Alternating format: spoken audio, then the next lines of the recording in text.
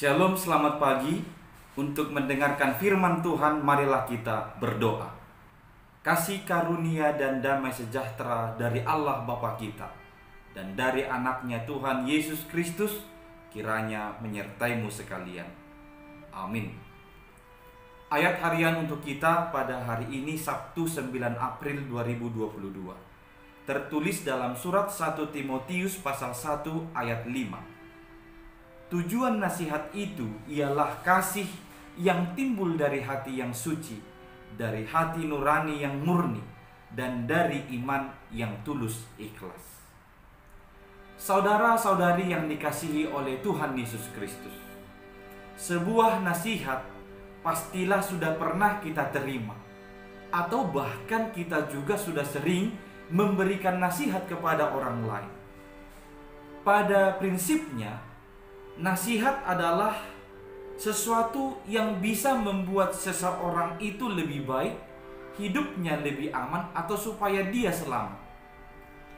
Namun pada faktanya tidak bisa kita pungkiri, ternyata ada saja sebagian orang yang memberikan nasihat yang buruk, nasihat yang menyesatkan, nasihat yang mencelakakan orang-orang yang menerima tersebut. Maka guna mengantisipasi hal yang demikianlah, Rasul Paulus pernah memberikan pengajaran kepada Timotius, anak rohaninya itu. Disebutkan bahwa tujuan dari nasihat itu adalah kasih. Dan kasih itu yang timbul dari hati yang suci. Jadi bukan dalam kelicikan atau dalam rangka untuk menipu.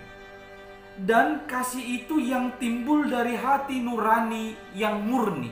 Ini berarti benar-benar dari suara Allah yang berbicara kepada kita lewat hati nurani kita.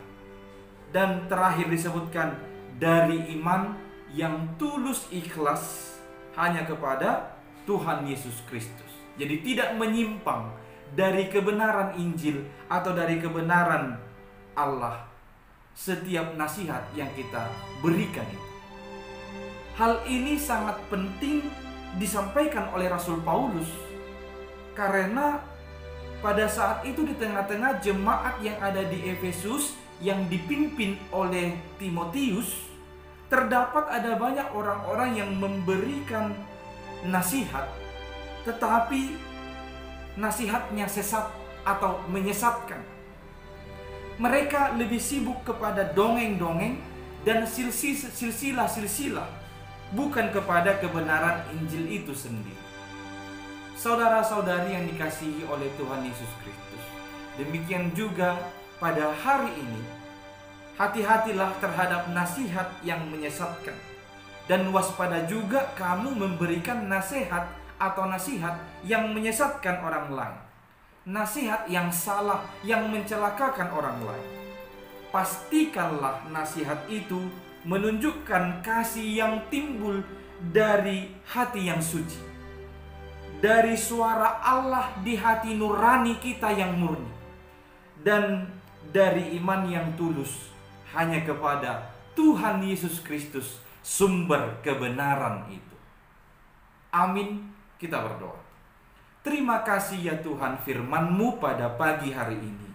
Kami adalah orang-orang yang bisa saja menerima berbagai nasihat dan juga sekaligus memberikan nasihat. Ajar kami Tuhan, supaya kami memberikan nasihat sesuai dengan kehendak-Mu. Itu demi kebaikan, keselamatan orang-orang di sekeliling kami.